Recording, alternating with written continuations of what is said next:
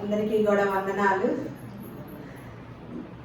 మరి ఈరోజు good Friday సందర్భంగా మరి మీరు రావటము ఎంతైనా సంతోషము. ఇప్పుడే అన్నారు కదా, మరి ప్రతి సంవత్సరం కూడా గుడ్ ఫ్రైడే రోజున మరి ప్రతి మందిరంలో కూడా 7 మాటల్ని యేసుక్రీస్తు వారి యొక్క చివరి మాటలుగా తీసుకుంటారు అనమాట.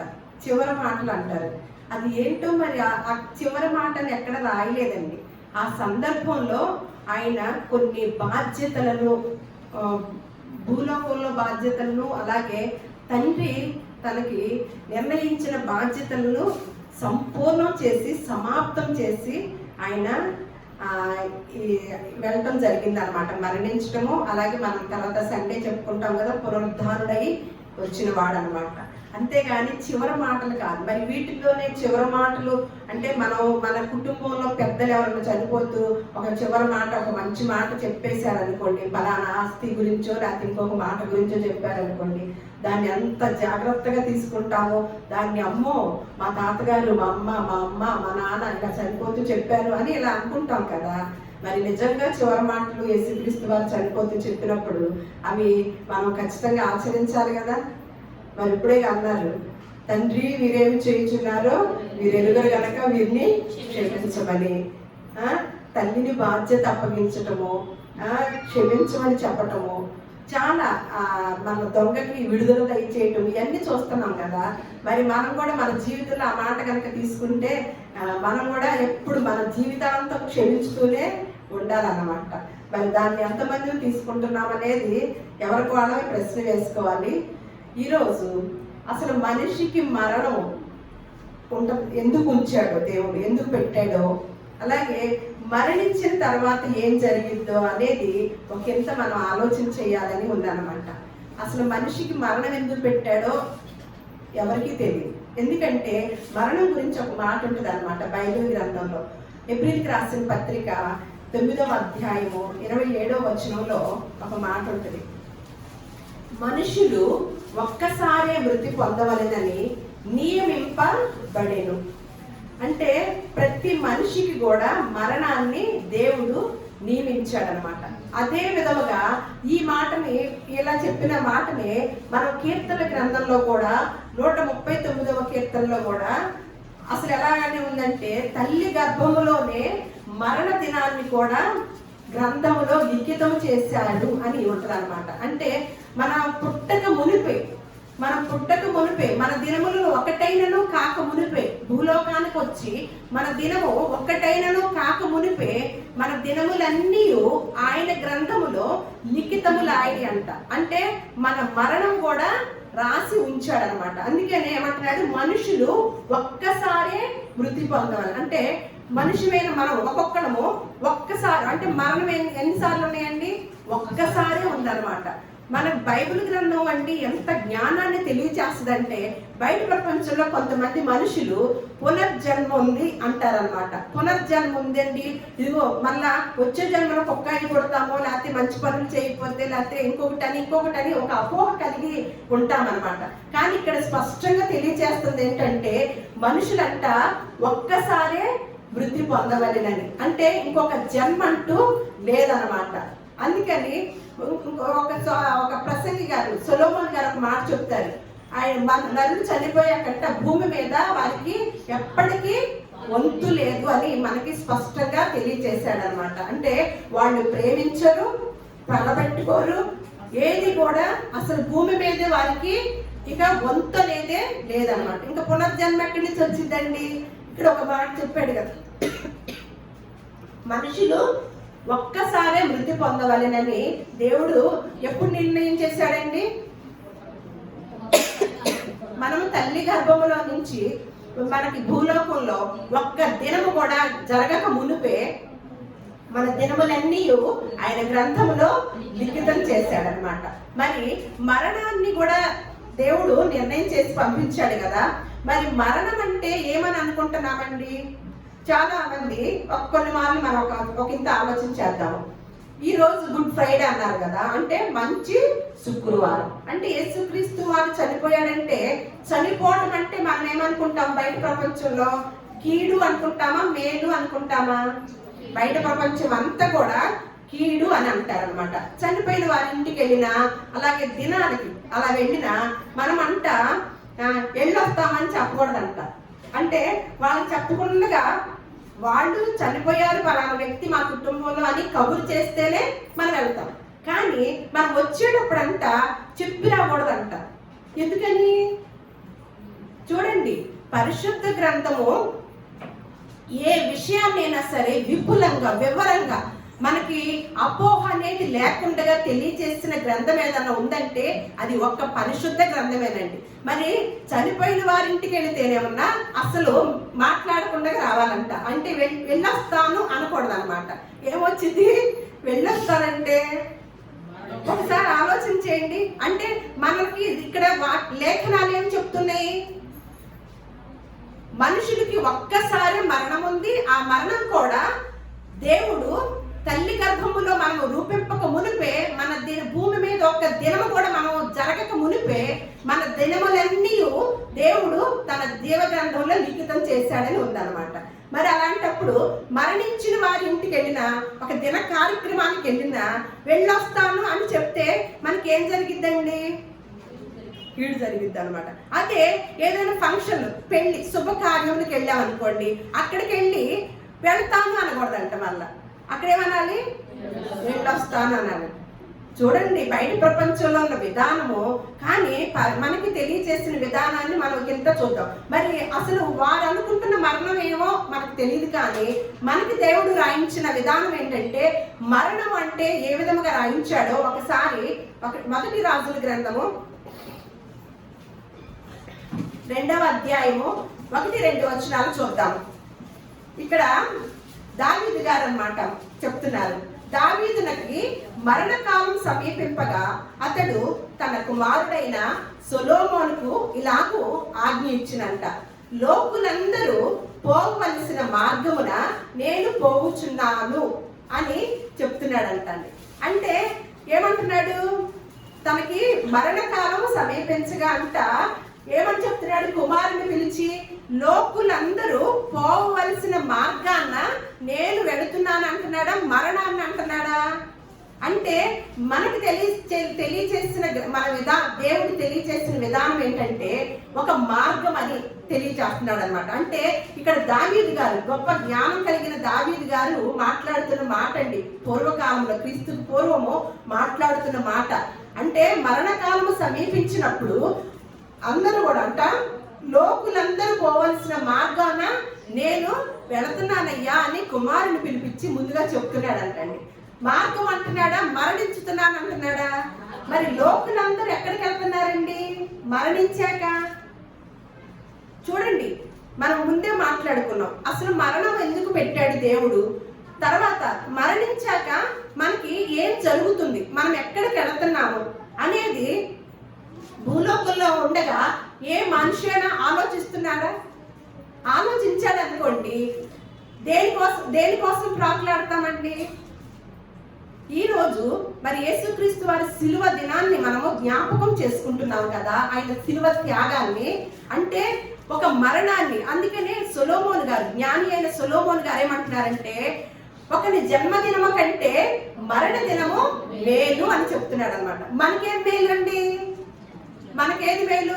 అబ్బా మా అమ్మాయి పుట్టింది, మా అబ్బాయి పుట్టాడు అని సంతోషించుతాం కదా, కానీ చనిపోతే మేలుగా భావిస్తామండి. చూడండి, గొప్ప సత్యము, పరమార్థము తెలియజేసిన గ్రంథం అన్నమాట. గొప్ప విధానాన్ని, అంటే మరణాన్ని ఒక మేలుగా తెలియజేసిన గ్రంథం ఏదైనా ఉందంటే అది కూడా పరిశుద్ధ గ్రంథమేనండి. అలాగే ప్రలాపించు వారి ఇంటికి వెళ్ళుట కంటే విందు జరుగు వారి ఇంటికి వెళ్ళుట కంటే ప్రలాపించు వారి ఇంటికి వెళ్ళట మేలు అంటున్నాడు. అంటే ఎందుకు వెళ్ళమంటున్నాడు? విందు జరిగే వారి ఇంటికి వెళితే ఏమి నేర్చుకొస్తామండి? ఏమి నేర్చుకొస్తాం? ఈ మధ్య మొన్న ఒక పెళ్లికి వెళ్ళామండి, పెళ్లికి కాదు రిసెప్షన్కి. అసలు ఏమి డ్యాన్స్లోనండి, ఎంత డ్యాన్సులు, అసలు ఏంటో పూలు చల్లటం, ఆ కాగితాలు చల్లటం, వచ్చిన బంధువులు కూడా పట్టించుకోవటం లేదు పాపం. ఎందుకంటే ఫోటోలు తీయటము, వీడియోలు తీయటము. ఇక నూతన వధూవరులకి ఒక మెసేజ్ లేదు, వచ్చిన వారికి ఒక మెసేజ్ లేదనమాట. ఇక డ్యాన్స్లు అండి, సినిమా పాటల్లో ఎన్ని పెట్టి చేస్తున్నారంటే అంటే ఏం జరుగుతుంది? మనం అక్కడికి వెళ్ళి ఏం నేర్చుకొని వస్తాము? మనం కూడా అలా చూసి వేయాలనుకుంటే వేస్తారు కొంతమంది, లేదంటే తిలకించి వస్తారనమాట. అంటే బయట ప్రపంచంలో డ్యాన్సులకి ఏమైనా కొదవా అండి? ప్రోగ్రామ్స్కి ఏమైనా కొదవా? అసలు యూట్యూబ్ ఆన్ చేస్తే ప్రోగ్రామ్స్, టీవీ ఆన్ చేస్తే ప్రోగ్రామ్సే కదా. అంటే మనం ఏమి నేర్చుకుంటామండి?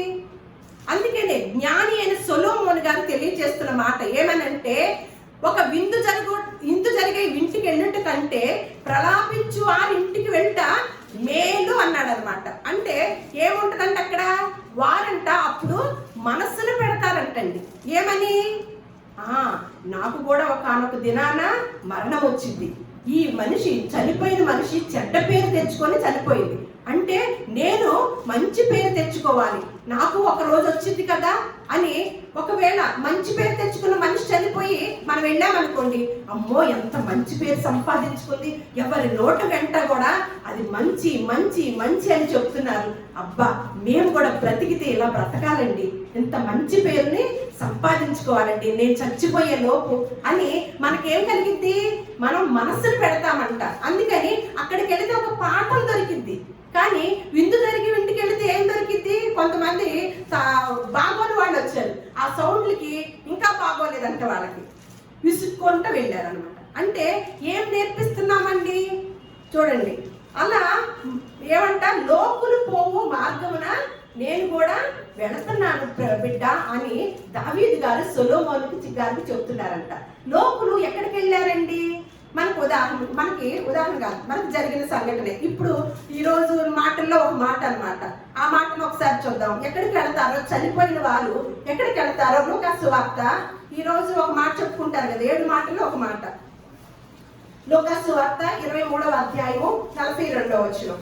ఒక దొంగ అనమాట, 2 దొంగల్ని సిలువలో వాళ్ళు కూడా సిలువేశారు, మధ్యలో యేసుక్రీస్తు వారు ఉన్నారు. 2 దొంగల్లో ఒక దొంగ ఏమన్నా, ఇదిగో ఇప్పుడు వరకు నువ్వు దేవుని కుమారుడు అని గొప్ప అద్భుతాలు చేస్తూ తిరిగావు కదా, మరి నువ్వు సిలువ మరణం పొందుతున్నావేంటి?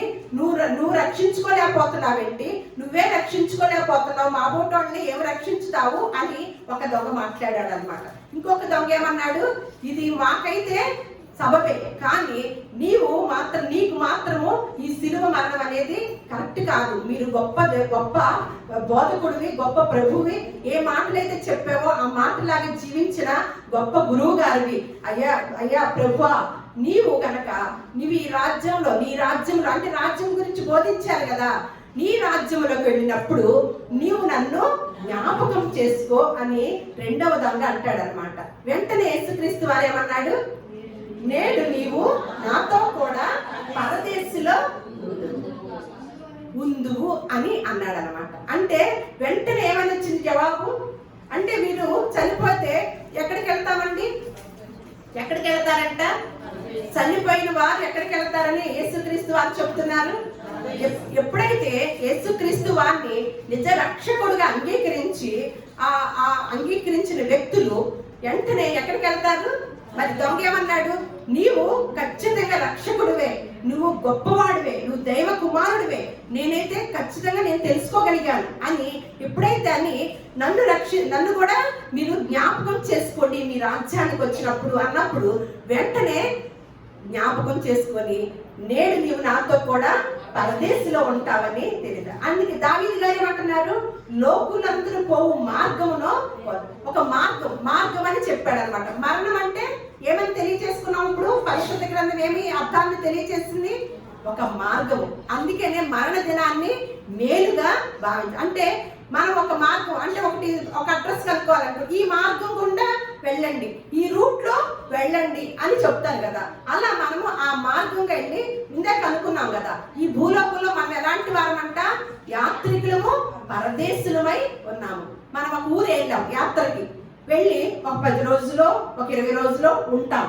ఉండి అక్కడే ఉండిపోతామా? యాత్రలకు వెళ్ళిన వాళ్ళం ఏం చేస్తాము, మళ్ళీ అన్ని సర్దుకొని మన సొంత గూటికి వచ్చేస్తాం అనమాట. అంటే చూడండి, మనము ఈ లోకంలోకి ఎలా పంపించాడు మనల్ని?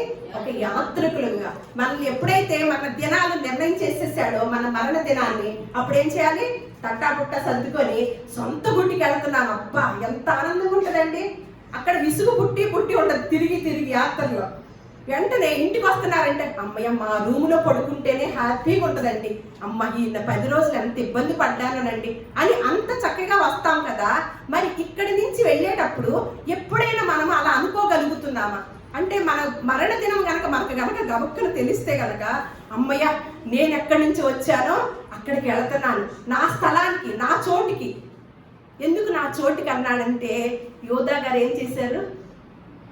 యేసు ప్రభువుని అప్పగించి తను పోవలసిన చోటు తప్పిపోయాడంటండి. తను పోవలసిన చోటు ఉందంట, మనం కూడా పోవలసిన చోటు ఉంది. కానీ యోధా గారు ఏమయ్యాడు? తప్పిపోయాడు. ఎందుకు? ధనాన్ని ప్రత్యేకించి ధనం మీదే వ్యామోహం కలిగి 30 వెండి నాణానికి అమ్మివేసి తర్వాత పశ్చాత్తాపడితే కుదిరిద్దండి? చేతులు కాలేక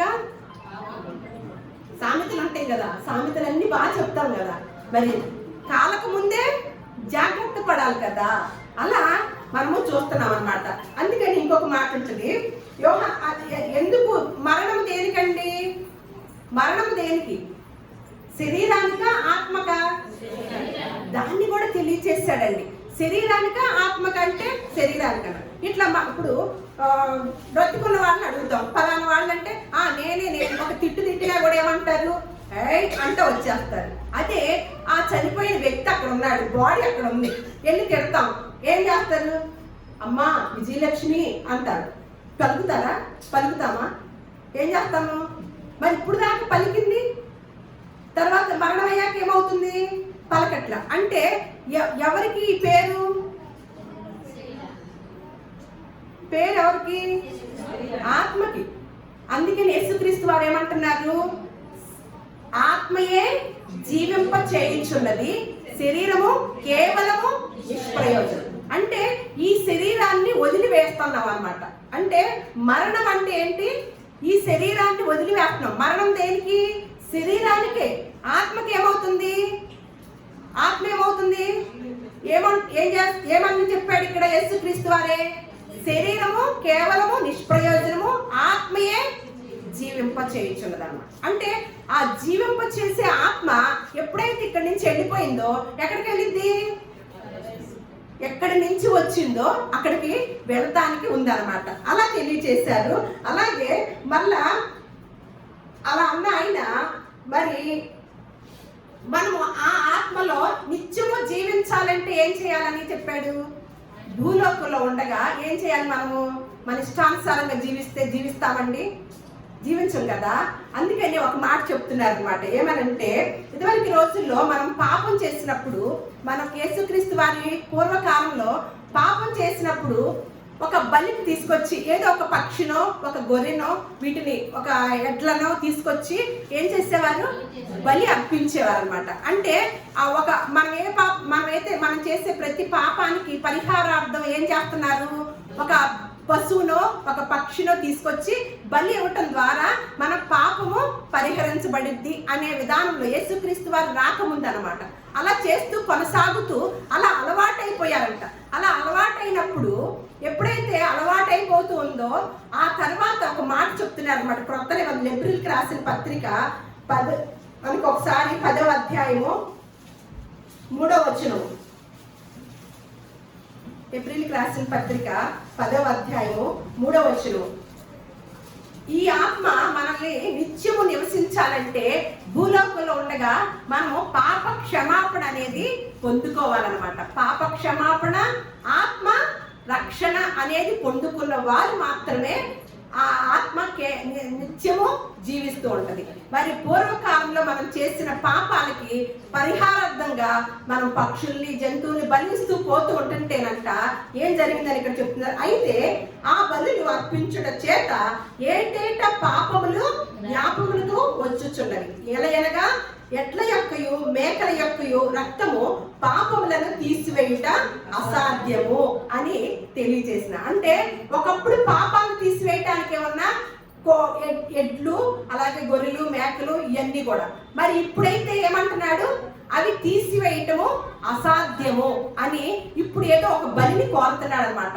అలాంటి బలులు కుదరదు అని మీకు అర్థం అవ్వాలంటే మనకి మొన్న కొన్ని సంవత్సరాల క్రితం మరి 2019 అలా కోవిడ్ వచ్చింది. కోవిడ్ వచ్చి చాలా మంది చనిపోతూ వచ్చారనమాట. దానికి వెంటనే వ్యాక్సిన్ కనిపెట్టలా. అది ఉధృతంగా ఉన్నప్పుడు మనం అందరం దేనికోసం ఎదురు చూసామండి? వ్యాక్సిన్ కోసం. ఎందుకు? మనం ఆ కోవిడ్ బారి నుంచి తప్పించుకోవటం కోసము అందరం కూడా వ్యాక్సిన్ కనిపెడితే బాగుండు, వ్యాక్సిన్ వస్తే మందు అనేది వస్తే బాగుండు అని ఎదురు చూస్తాం. ఎందుకు? శారీరక అనారోగ్యం కొరకు. శారీరకంగా అనారోగ్యాన్ని తగ్గించడానికి, ఆ వ్యాధికి అప్పటి వరకు మందు లేదు. కొంతమంది నిపుణులు కనిపెట్టడం వల్లనే వ్యాక్సిన్ ద్వారా చాలా జయించడం కుదిరిందనమాట. వ్యాక్సిన్ వచ్చి మరి ఇప్పుడు కోవిడ్ ఏమైనా ఉందా? లేదు కదా. వ్యాక్సిన్ వచ్చింది, అందరూ వేయించుకున్నారు, మొత్తానికి దాన్ని ఏం చేశాము? జయించామన్నమాట. ఇప్పుడు మరి మన ఆత్మకున్న రోగాన్ని, పాప రోగాన్ని, మన పాపాన్ని పోవాలంటే మరి దేన్ని కావాలి? ఒక బలి కావాలి, నిర్దోషమైన వ్యక్తి కావాలి అనేది మనం ఎదురు చూడటం జరిగిందనమాట. జరిగినప్పుడు వాటి వలన మన పాపములకి విముక్తి ఉండదు వీటి వలన అని చెప్పి ఏమంటున్నారు ఇక్కడ? వీటి వల్ల వీటి మేకల యొక్క రక్తము పాపములను తీసివేయటం అసాధ్యము అని తెలియచేసి ఏమి నిర్ణయం చేశాడు దేవుడు? మరి చూద్దాము. 1 పేతురు రాసిన పత్రిక 1వ అధ్యాయము 19వ వచనం చూద్దాం. 1 పేతురు రాసిన పత్రిక 1వ అధ్యాయము 19వ. అంటే మన యొక్క పాపములకు ప్రాయశ్చిత్తము వాటి వలన కుదరదు కాబట్టి ఏ రక్తం కావాలని ఇక్కడ చెప్తున్నాడంటే అమూల్యమైన రక్తము చేత, అనగా నిర్దోషమును నిష్కళంకమునకు గొర్రెపిల్ల వంటి క్రీస్తు రక్తము చేత విమోచింపబడితిరని మీరే. అంటే మనకేం కావాల్సి వచ్చింది? అమూల్యమైన రక్తము. ఎలాంటి? నిర్దోషమును నిష్కళంకమైన గొర్రెపిల్ల వంటి క్రీస్తు రక్తము.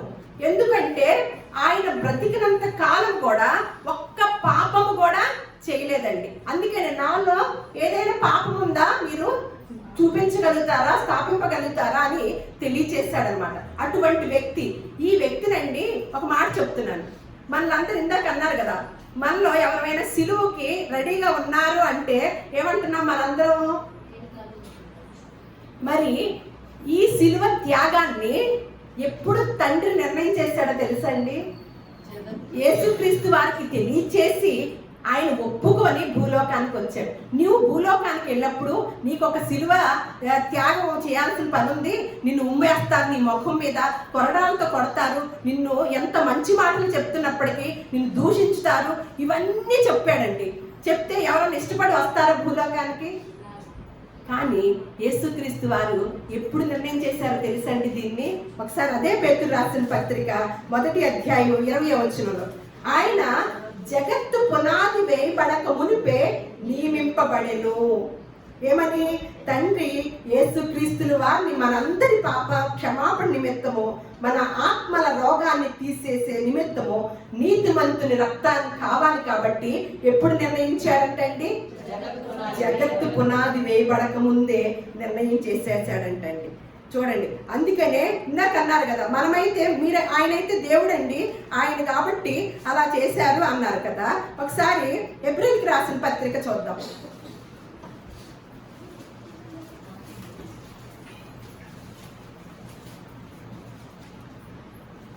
రెండవ అధ్యాయము. ఎందుకు వచ్చాడంటే ఆయన,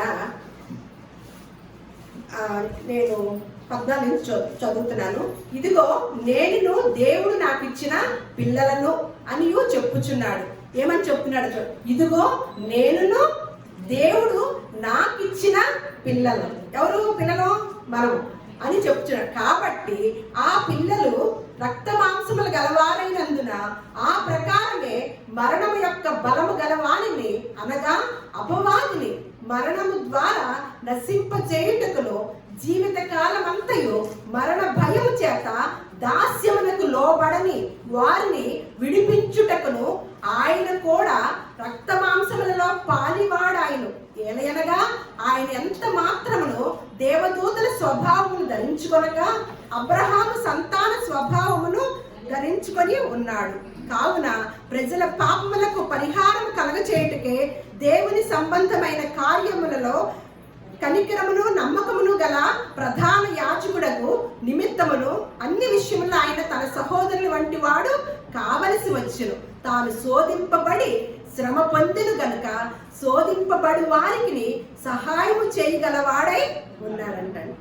దేనికి వచ్చాడంటండి? మళ్ళీ మనము వ్యాక్సిన్ కోసం చూసినప్పుడు కోవిడ్ పోవాలనుకున్నాము కదా, ఇప్పుడు మనలో మనకి ఎప్పుడైతే మరణం అనే చూడండి, మరణం యొక్క బలము గల వారిని అనగా అపవాదిని మరణము ద్వారా నశింపచేయుటకును జీవిత కాలమంతయు మరణ భయము చేత దాస్యమునకు లోబడిన వారిని విడిపించుటకునంట. ఆయన ఏం చేశాడు? ఆయన అమూల్యమైన రక్తాన్ని మన కొరకు చిందించాడనమాట. ఆయన పొందిన గాయముల చేత. అందుకని యెషయా గ్రంథంలో ఉంటుంది ఒక మాట, 53వ అధ్యాయము 4వ వచనము 5వ వచనము చదువుతున్నాను, అక్కడక్కడ చదువుతున్నాను. నిశ్చయముగా మనకి నేను ఇందాకే చెప్పాను, వ్యాక్సిన్ ఎలాగో ఇప్పుడు ఆత్మల రోగానికి ఆత్మయే జీవింప చేయుచున్నది అన్న మనకి ఆ ఆత్మ జీవించాలంటే మనం ఆత్మరక్షణ కలిగి ఉండాలి. కాబట్టి ఆ ఆత్మరక్షణ కలిగి ఉండాలంటే గొప్ప నిర్దోషమైన ఒక వ్యక్తి బలి అవ్వాలి. కాబట్టి ఆయన అమూల్యమైన రక్తాన్ని చిందించాలి, ఆయన గాయపడాలి అని అవన్నీ కూడా లేఖనాల్లో ఉన్నట్లుగానే దేవుడు మనకి మరణ భయం అనేది లేకుండా చేయటానికి మనకి యేసుక్రీస్తు వారిని పంపించడం జరిగింది అనమాట. నిశ్చయముగా అతడు మన రోగములను భరించెను, మన వ్యసనములను సహించెను. అయినను మొత్తబడిన వానిగాను, దేవుని వలన బాధింపబడిన వానిగాను, శ్రమ నొందిన వానిగాను మనం అతన్ని ఎంచితిమి. మన అతిక్రమ క్రియలను బట్టి అతడు గాయపరచబడిను, మన దోషములను బట్టి నలగగొట్టబడిను. మన సమాధానార్థమైన శిక్ష అతని మీద పడిను. అతడు పొందిన దెబ్బల చేత మనకు స్వస్థత కలిగి. ఏ స్వస్థత అండి? ఆత్మ స్వస్థత అనమాట. మళ్ళా 10, అతని నలగగొట్టుటకు యెహోవాకు ఇష్టమాయను, ఆయన అతనికి వ్యాధి కలగజేసింది. ఎవరికి ఇష్టమైందంటండి? తండ్రికి ఎవరిని నలగొట్టడానికి ఇష్టమైందంటండి? కుమారుణ్ణి నలగొట్టడానికి ఇష్టమైందంటండి. చూడండి, మనందరి కొరకు తండ్రి చేసిన త్యాగము కుమారుడు చేసిన కూడా త్యాగం అనమాట. ఆయన అతనికి వ్యాధి కలగ చేసిన, అతడు తన్ను తానే అపరాధ పరిహారార్థ బలి చేయగా అతని సంతానము చూచును, అతడు దీర్ఘాయుష్మంతుడగును. యెహోవా ఉద్దేశం అతని వలన సఫలము. అతడు తనకు కలిగిన వేదనను చూచి తృప్తి నొందును. నీతిమంతుడైన నా సేవకుడు జనుల దోషములను భరించి తనకున్న అనుభవ జ్ఞానము చేత అనేకులను నిర్దోషులుగా చేయును. చూడండి, నీతిమంతుడి గురించి చూస్తున్నాం అన్నమాట. ఒకసారి మన మత్తయి సువార్త 27వ అధ్యాయం. అయితే ఇలాంటిది కావాలంటే నీతిమంతుని యొక్క రక్తమే కావాలన్నమాట. ఇక్కడ ఏమో చెప్పుకుంటారు, ఈ సిచ్యువేషన్ చూద్దాము. ఇందాక చదువుకున్నాం కదా.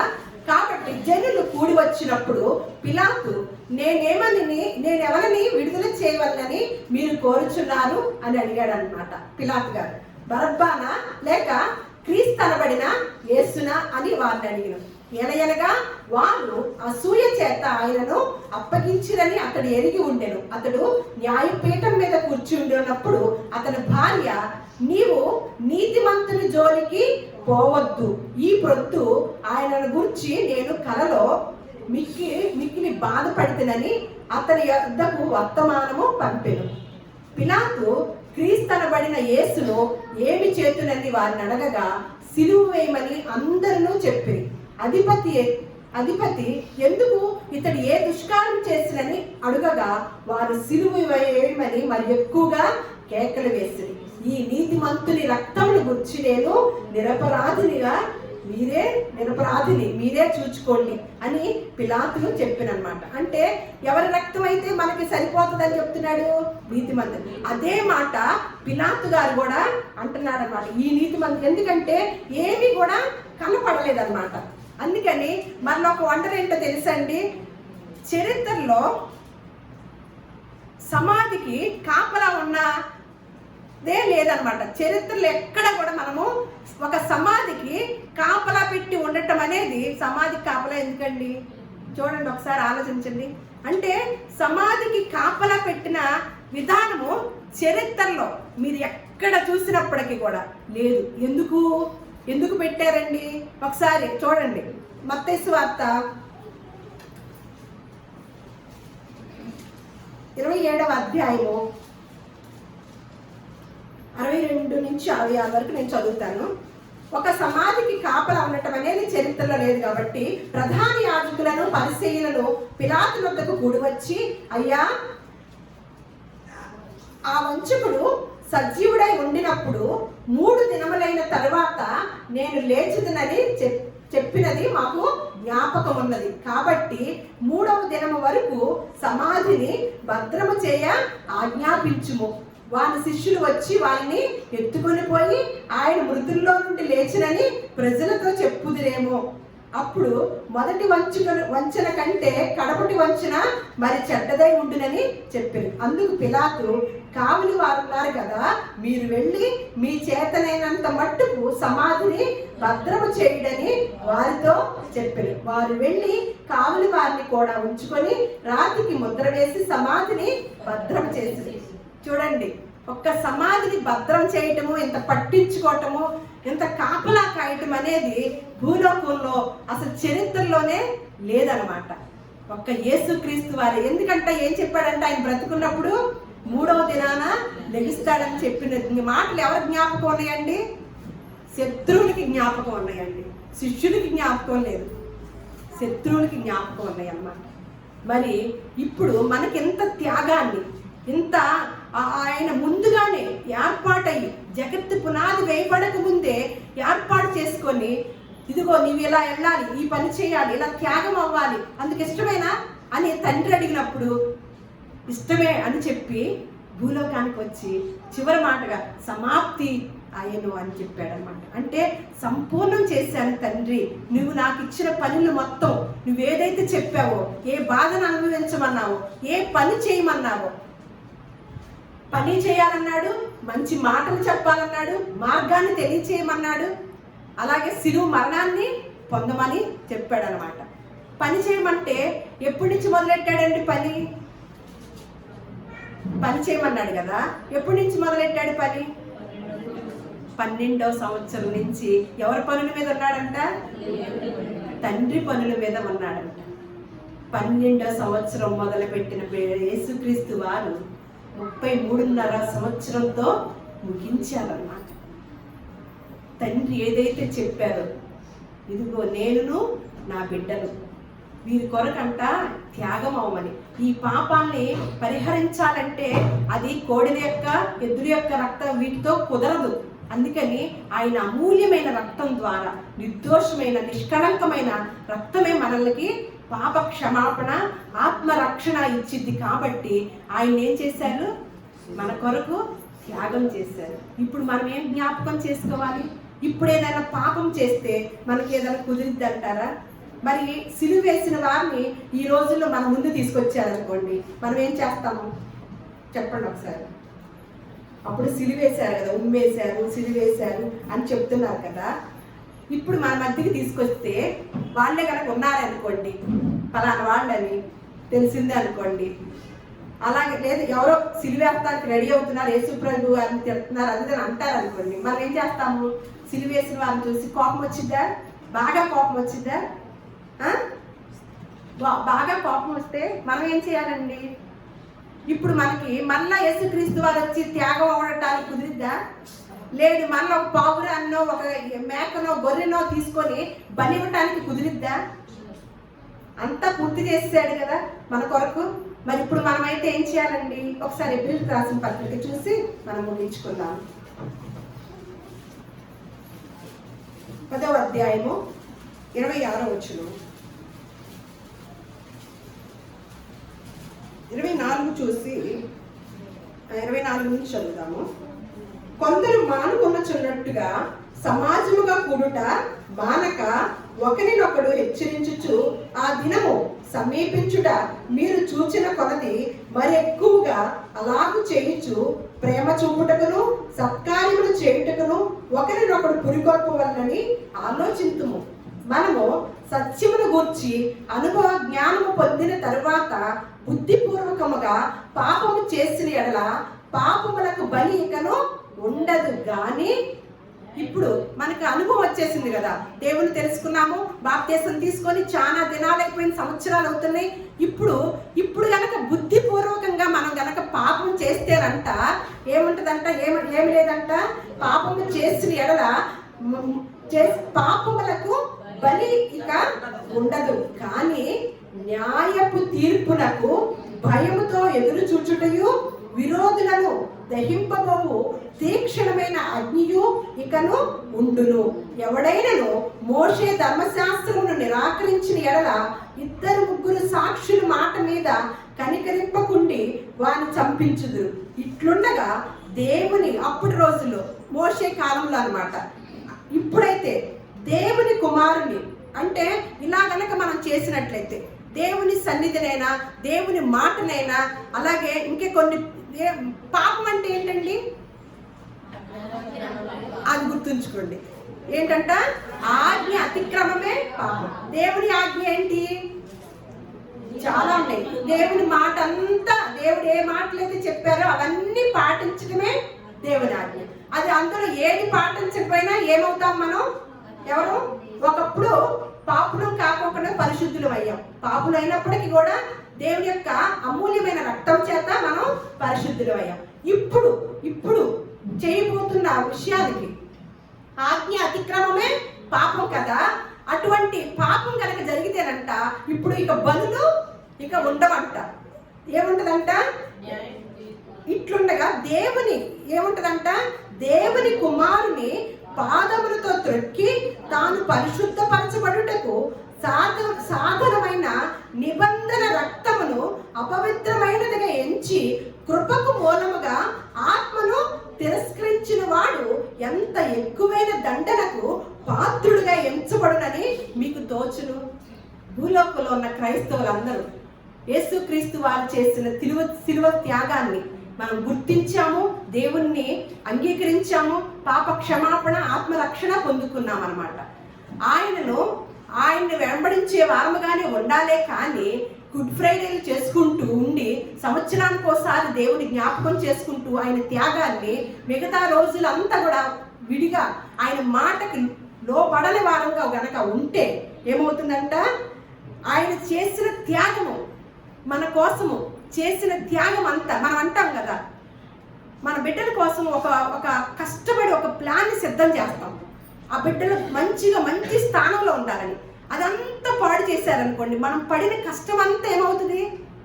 వ్యర్థమైపోయి, నేను ఎంత కష్టపడి నీ కోసం ఎన్ని రకాలుగా కూడబెట్టి ఎంత జాగ్రత్త చేసి ఎంత నిన్ను మంచి స్థానంలో ఉంచాలనుకుంటే మళ్ళా నువ్వు ఆ వేరే మార్గంలోనే వెళుతున్నావు అని ఎంత బాధపడతారండి తల్లిదండ్రులు.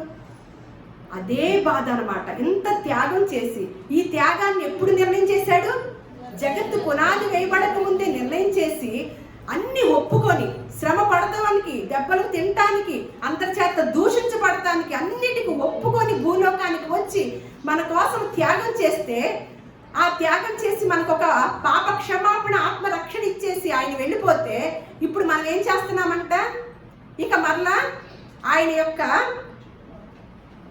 తాను పరిశుద్ధపరచబడుటకు సాధనమైన నిబంధన రక్తమును అపవిత్రమైనదిగా ఎంచి కృపకు మూలముగా ఆత్మను తిరస్కరించిన వాడు ఎంత ఎక్కువైన దండనకు పాత్రుడిగా ఎంచబడునని మీకు తోచును అని దేవుడు సెలవిస్తున్నాడు అన్నమాట.